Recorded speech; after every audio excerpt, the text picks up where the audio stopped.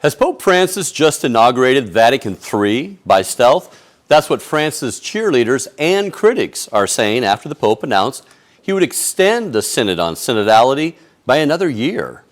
The fruit of the synodal process that have gone ahead are many, but in order that they come to bear much fruit, we can't hurry. And so in order to provide the time that is needed for discernment, I have established that this synodal assembly will take place in 2 sessions. That means the Synod will end in 2024, when Pope Francis is 88 years old, living longer than any other pope in office except for Leo XIII. Mark Lambert, co-founder of Defending the Integrity of Catholic Education, told Church Militant that the latest move from Pope Francis smacks of desperation. What more can it possibly achieve to draw out this already torturous process for another 12 months?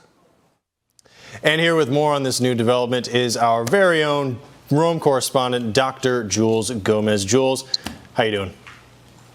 Good evening, James. It's great out here. Yes, absolutely. So, Jules, the Synod is already the biggest, the longest, the most expensive talking shop in the history of the Church, it seems. Why on earth does Pope Francis need a 4th year to achieve the goals he has set for the Synod? James, hold on for a moment and highlight the word goals, because that's just the point of this whole exercise. There are no goals. Remember you were too young, of course, to remember the Beatles singing, "He's a real nowhere man," making all his nowhere plans for nobody. Well, they weren't talking about Joe Biden in those days. But this song is perfectly applicable to Pope Francis's Synod on Synodality. He doesn't know where it's going to, or maybe it does.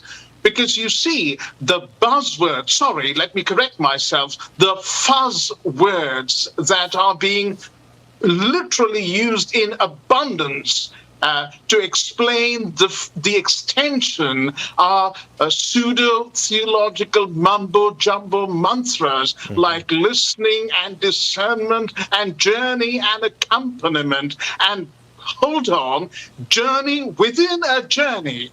Who needs old-fashioned, words like sin and salvation and sacraments and heaven and hell when you've got all this wonderful psychobabble floating around? And of course, forget a real goal set for us by our Lord Jesus Christ, like going to the uttermost parts of the world and evangelizing and then discipling and engaging in sanctification, growing holier and holier in his image and likeness. No, we don't need that, but we do need listening.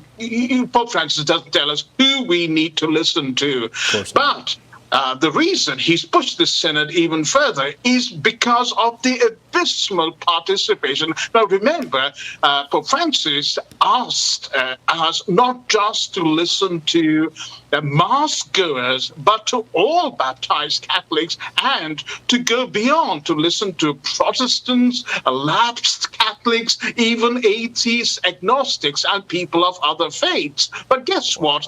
Even mass-goers, practicing Catholics, have displayed total apathy and indifference to the whole synodal process. Let me give you some statistics. For example, in the Diocese of Brisbane in Australia, just 370 out of 700,000 participated. That's 0.05%. In Venezuela, 0.29% participated. And in Poland, in the Diocese of Łomża, the bishop put out the statement saying that large clusters of parishes simply ignored the total synodal process. Wow, Jules. Do you think this is really going to be a Vatican III? Now, that's a very good question, because Pope Francis's cheerleaders, his hagiographer, Austin Ivory, the church historian, very left-wing church historian, Massimo Fagioli, Christopher Lamb, who is the Rome correspondent for the Tablet, and, believe it or not, the Vatican's own mouthpiece, L'Osservatore Romano, are all talking about this as Vatican III process, and as L'Osservatore Romano even said that Pope Francis has given us a new hermeneutic to interpret sexuality in Amoris Laetitia, and the synodality process is going to take this even further. Well, people are saying on Twitter, as Vatican III comes into being, we also have a more important event like World War III on the horizon. So why is the church huddling down and hunkering in its own bunker and navel-gazing for 4 years now? Yeah. Jules, what are the implications for the church with this? I mean, in other words, what is Francis trying to achieve that Vatican II fell pretty short of achieving? Well, I think the best crystallization of this is through the words of the former Archbishop of Milan, Cardinal Carlo Maria Martini, who was a towering intellect, but also a terrible liberal. And Martini had a vision of the church in permanent synodal process, in a perpetual synodal state. Now, this is frightening, I can tell you, James, because as an Anglican priest for 25 years, what I dreaded the most every 6 months was as the General Synod, held twice a year, sometimes 3 times a year, actually. And I would be asking myself, what doctrine is now up for grabs? What are the clergy and the bishops and the laity going to vote on? And this is what Pope Francis wants within the Holy Catholic Church. A doctrine by democratic vote. So the Cardinal Grech, for example, the General Secretary of the Synod, is openly saying that the Synod is no longer going to be an event, but a process. God help us all. Yes, absolutely, Jules. Well said. Thank you so much for coming on and talking with us, Jules.